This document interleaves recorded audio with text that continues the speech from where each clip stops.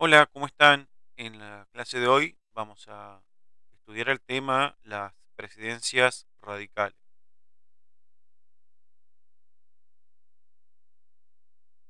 Antes de comenzar la clase tendremos que recordar algunas cosas. En las elecciones presidenciales de 1916 se va a emplear por primera vez en una elección presidencial la ley electoral conocida como la Ley Sáenz Peña, aprobada en 1912. Esta ley modificaba el sistema electoral estableciendo el voto obligatorio, secreto y de lista incompleta. Obligatorio porque todos los votantes dentro del país y que se encontraban inscritos en el padrón estaban obligados a asistir al día de la elección y expresar su voto. Era secreto porque el voto pasa a ser eh, realizado a través de un pedazo de papel colocado en un sobre, en un cuarto oscuro, del cual ninguna persona tendría que saber por quién vota el ciudadano. Y lo otro es de lista incompleta, significa que en las elecciones a cargos legislativos, por ejemplo, renovación parcial del Congreso o de la legislatura, el partido ganador queda con la mayoría de las bancas que se disputan y un porcentaje de las bancas quedan para las primeras minorías. Con este sistema electoral, acá tenemos una vieja urna de madera, si eran antes las urnas, y los sellos con los cuales se firmaban los sobres. Con este sistema, los conservadores estaban confiados en que iban a ganar las elecciones de 1916. Sin embargo, el presidente electo va a ser el líder de la Unión Cívica Radical, Hipólito Yrigoyen.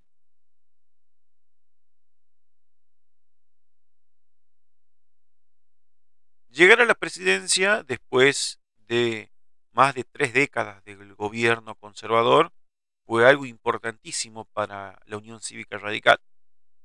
Sin embargo, su poder aún era muy reducido, básicamente porque los radicales no poseían mayoría en el Congreso.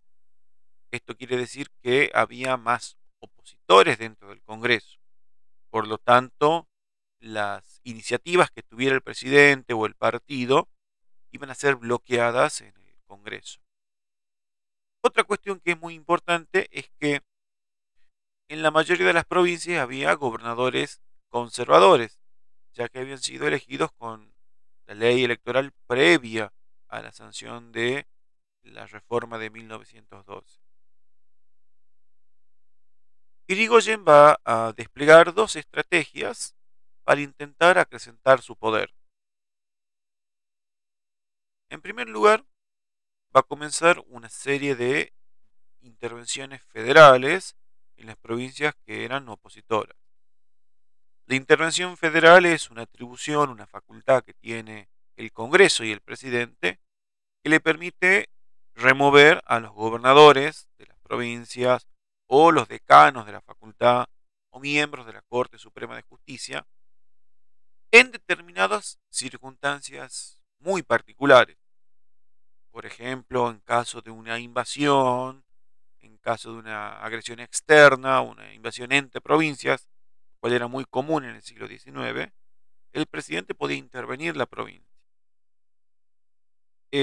Lo que hacía Irigoyen era eh, esperar que el Congreso de la Nación entre en receso, es decir, en vacaciones, esperaba el mes de enero y por decreto establecía la intervención de las provincias que eran gobernadas por opositores. De esta manera conseguía nombrar a alguien afín a su partido en las provincias.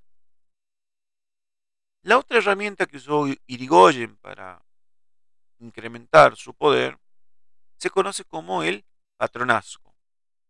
Básicamente consiste en incrementar el número de eh, miembros de su partido, de correligionarios, dando cargos públicos, es decir, que se creaban oficinas en el Estado y se los entregaban a personas que sean del Partido Radical. De esta manera, Irigoyen y su partido se aseguraban una cantidad importante de votantes en las siguientes elecciones. Pasemos a estudiar un poco de qué pasaba en la economía en tiempos de Irigoyen. No fueron años fáciles. El modelo agroexportador comenzó a entrar en una crisis, básicamente por los problemas que causaba la Primera Guerra Mundial.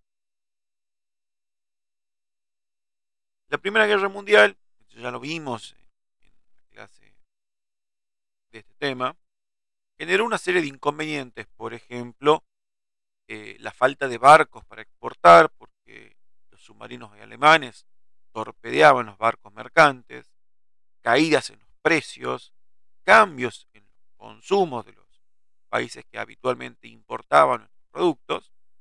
Todo esto va a generar una falta de ingresos del comercio, lo que llevó a Irigoyen a tratar de reducir el gasto público y el empleo.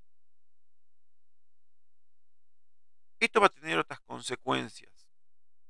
Va a aumentar la conflictividad social que se expresaban en huelgas y protestas que se van a ir multiplicando durante la presidencia de Hipólito Yrigoyen. Frente a estos movimientos de protesta, el gobierno podía tomar dos caminos.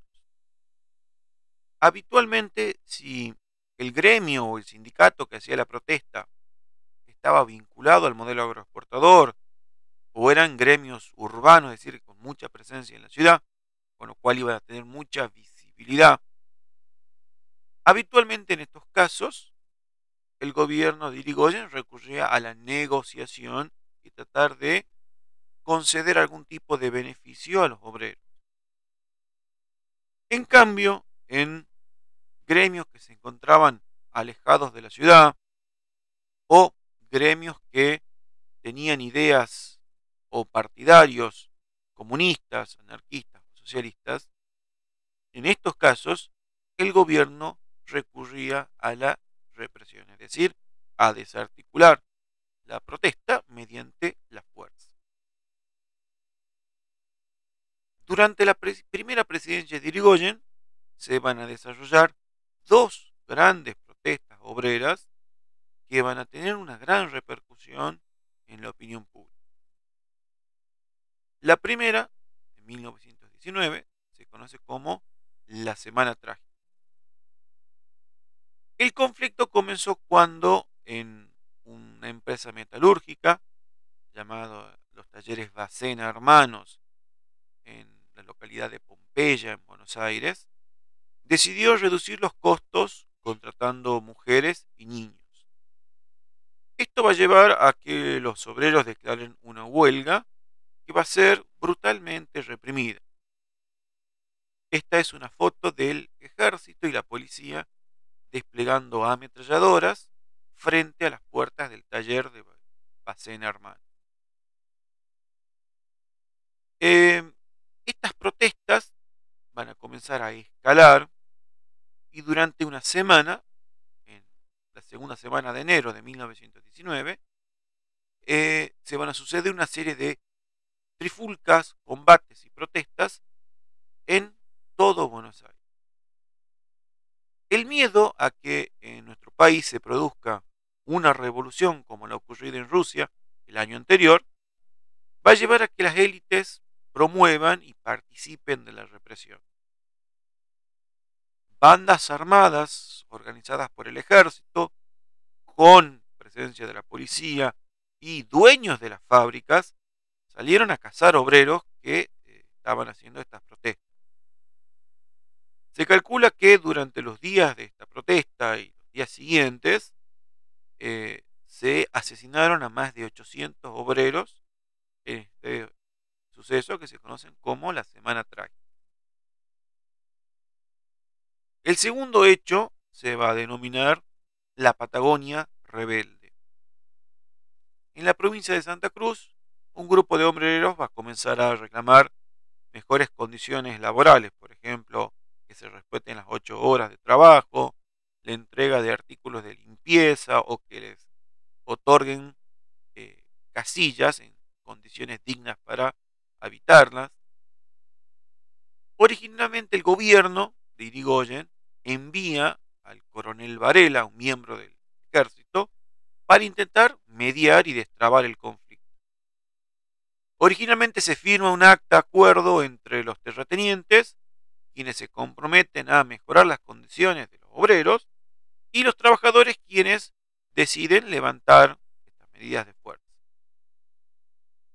Sin embargo, los terratenientes, una vez que se retira el coronel Varela, no cumplen con los acuerdos que habían firmado y los obreros retoman las protestas en una forma muy violenta. Comienzan a ocupar campos y toman de rehenes a algunos terratenientes. Nuevamente el miedo a que se produzca en nuestro país una revolución al estilo de la Revolución Rusa lleva a que Irigoyen despliegue el ejército en la Patagonia y que comience una feroz represión. Se calcula que aproximadamente mataron a 2.000 obreros. Nuevamente está acá esta cuestión que ya les mencioné, que la sombra de una revolución, la Revolución Rusa, lleva a los grupos dirigentes a una represión que era injustificada. Estamos hablando de que el ejército de línea, el ejército argentino, comenzó a fusilar a los obreros que ya se habían rendido. Además, hay que pensar que las condiciones que tenía la Patagonia hacían que sea mucho más fácil para el gobierno tomar medidas tan extremas. En primer lugar, se encontraba muy alejada de la capital, era muy difícil que llegue la información fehaciente de lo que ocurría y muchos de los obreros que matan en la represión eran extranjeros. Por lo tanto, para el gobierno no tenía demasiado costo político. Además de estas huelgas obreras, en la presidencia de Irigoyen también va a estallar una protesta estudiantil, la reforma del 18. Hasta el año 1918, las universidades nacionales eran un espacio cerrado y era propio de la élite. Los profesores de las universidades nacionales, como la de Córdoba o la de Buenos Aires, tenían cargos vitalicios. Eso significa que el profesor daba clases de por vida y no había renovación o recambio en el plantel o en los programas ni en los contenidos. Y se criticaba mucho que la formación estaba muy imbuida por o influenciada por la religión católica y que estaba bastante atrasada en comparación con lo que pasaba en otros lugares del mundo. Es por eso que un grupo de estudiantes cordobeses inició una protesta que tuvo alcance nacional y luego réplicas en otros países latinoamericanos. Básicamente, un grupo de alumnos toma el rectorado y exigen dialogar con las autoridades, proponiendo una serie de reformas y de cambios en la conducción y en la organización de las universidades nacionales. Con el apoyo del gobierno, ya que consideraban que era importante quitar a la élite como lugar privilegiado en la universidad, se va a establecer una serie de reformas, esas son las reformas del 18, que van a ser muy importantes ya que le van a dar forma a la Universidad Argentina. Básicamente, con las reformas se establece la autonomía universitaria. ¿Qué significa esto? Que el Poder Ejecutivo no tiene que tener injerencia en las decisiones que se tomen dentro de la universidad. También se va a establecer un sistema de cogobierno. Esto significa que junto al rector y junto a los decanos de la facultades, existen una serie de asambleas, consejos, que van a estar formadas por los diferentes estamentos o miembros de la comunidad.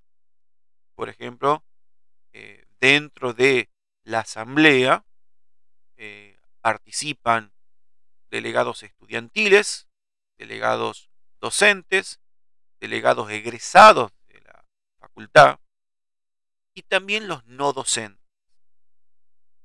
Otra cosa que es muy importante es que se va a establecer un sistema de cargos por concurso y a término. ¿Qué significa esto? Que para ingresar como docente a cualquier universidad nacional, el aspirante debe rendir un concurso, que básicamente consiste en dar una clase a un tribunal formado por 3 docentes. Estos docentes evalúan tanto los antecedentes laborales y académicos del postulante como la clase que da. Y en función de si tiene la suficiente excelencia la persona y la clase, se le otorga la posibilidad de ser profesor de la universidad o de las escuelas preuniversitarias durante 5 años. Otra cuestión que es muy importante, se va a establecer la libertad de cátedra. Básicamente significa que esto se aplica mucho en las universidades. Cada cátedra, cada materia, se entiende como materia, una cátedra, puede tener libertad de elegir los contenidos. O inclusive, en algunas universidades muy grandes, una misma cátedra puede tener profesores que sigan determinada línea de pensamiento, tomen algunos autores y otros profesores tomen autores completamente diferentes. Otra cosa que fue sumamente importante que se estableció con la reforma es la gratuidad en la enseñanza superior. De esta manera, la Argentina se va a convertir en un país que va a permitir el ascenso social gracias al ingreso de las clases medias bajas urbanas a las universidades. Esto beneficiaba fundamentalmente a los hijos de los inmigrantes que pudieron incorporarse a la universidad. En 1922, en las elecciones presidenciales, va a volver a imponerse un candidato radical. Va a ganar el presidente Marcelo Torcuato de Alvear. Recordemos que en el sistema electoral que existía en 1900, a comienzos de 1900, el cargo de presidente tenía una duración de 6 años sin posibilidad de reelección. A diferencia de lo que ocurre en la actualidad, que tenemos cargo presidencial 4 años con la posibilidad de ser reelecto. La llegada de Alvear va a cambiar las relaciones que había entre los radicales y ciertos sectores conservadores. Básicamente Alvear provenía de un sector bastante tradicional, de una familia porteña de terratenientes, y intentó desactivar ciertos conflictos que tenían los radicales con los conservadores. Por ejemplo, Irigoyen, durante su presidencia, no asistía a la inauguración de las sesiones del Congreso, que se da los primeros días de marzo. Habitualmente el presidente tiene que ir al Congreso el primer día de sesiones y leer un texto en donde cuenta cuáles son sus planes para el año en curso. Esas son las inauguraciones de las sesiones legislativas.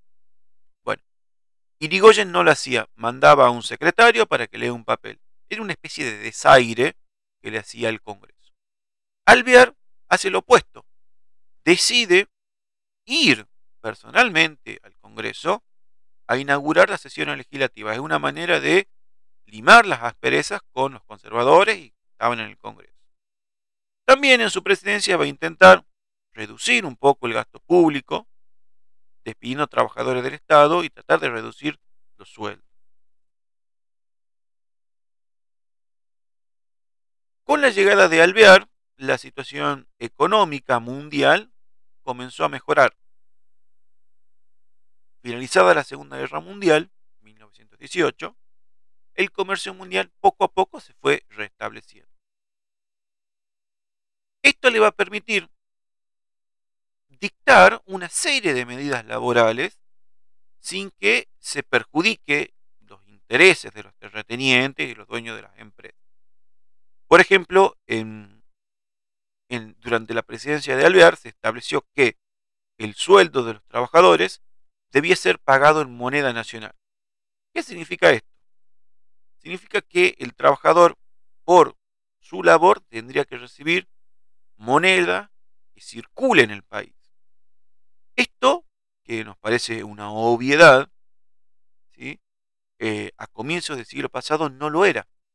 Había empresarios, esto sucedía mucho, por ejemplo, en los pueblos azucareros, que si yo trabajaba en el ingenio, a mí me pagaban con vales o con fichas.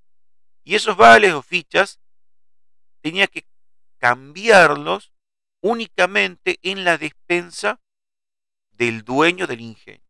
Es decir, no me pagaban con moneda, pesos, sino que me pagaban con unas fichas o unos vales que equivalían a carne, hierba o azúcar, que solamente la podía canjear en la despensa que era del dueño del ingenio, obviamente con un precio mayor al que podría conseguir en otro lado. Otra cuestión muy importante fue que con la presidencia de Alvear se reguló el trabajo femenino, sobre todo de mujeres embarazadas, y el trabajo infantil. Y se hicieron algunas prohibiciones, por ejemplo, prohibir el trabajo infantil en horarios nocturnos. Las diferencias en las formas de gobernar que tenían Alvear e Irigoyen van a llevar a una ruptura de la Unión Cívica Radical, del partido gobernante. Se van a dividir básicamente en dos tendencias. La Unión Cívica Radical personalista, que tomaban como líder a Hipólito Yrigoyen y seguían esa línea de choque, de pelea con los sectores conservadores, de intransigencia.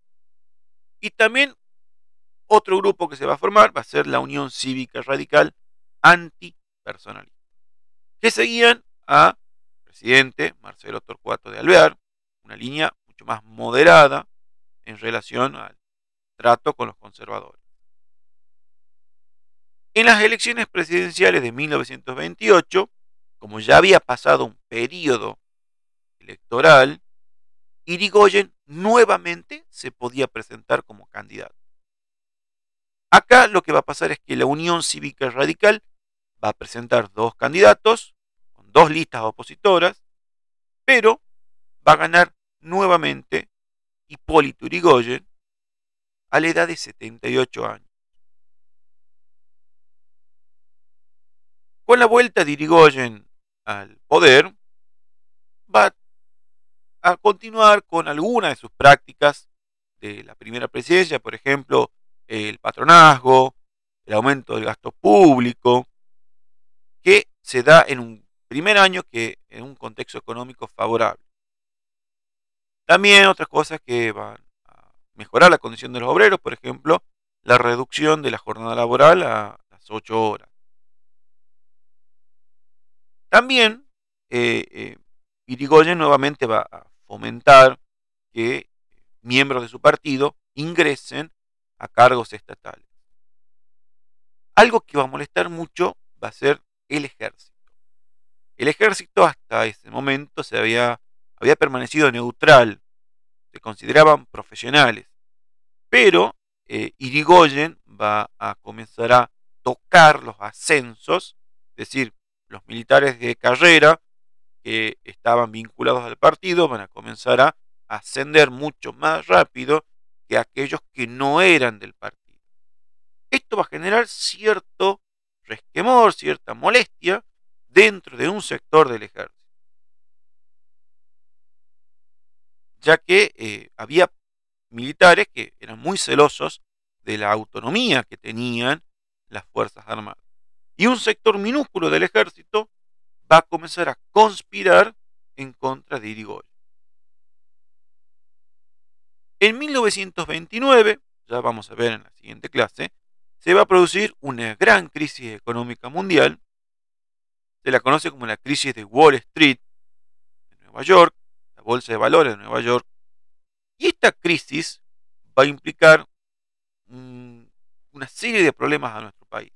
Por ejemplo, la caída de los ingresos por exportación de productos como carne o cereales, la necesaria reducción del gasto público porque no había dinero para sostener el empleo o los salarios, la misma caída de los salarios y algo que va a golpear mucho a la clase trabajadora, que va a ser la devaluación del peso y un aumento en la inflación. Esto va a generar un clima social de rechazo de la gestión de Irigoyen, que poco a poco se lo va a ver como una persona lenta, torpe e incapaz de gobernar al país. En ese contexto de efervescencia social y de rechazo de la población por todo el contexto económico desfavorable, los generales de las Fuerzas Armadas, Félix Uriburu y Juan Pedro Justo, promovieron el primer golpe de Estado exitoso en contra de un gobierno constitucional, el 6 de septiembre de 1930. De esta manera, Hipólito Yrigoyen fue expulsado de la Casa Rosada, fue detenido y comienza una nueva etapa de la historia argentina que la vamos a ver en la próxima clase. Hasta acá, presidencias radicales. Espero que les haya servido, espero que me hayan entendido. Por favor, compartan este video si hay algún amigo o amiga que necesite esta información y nos vemos en la próxima clase.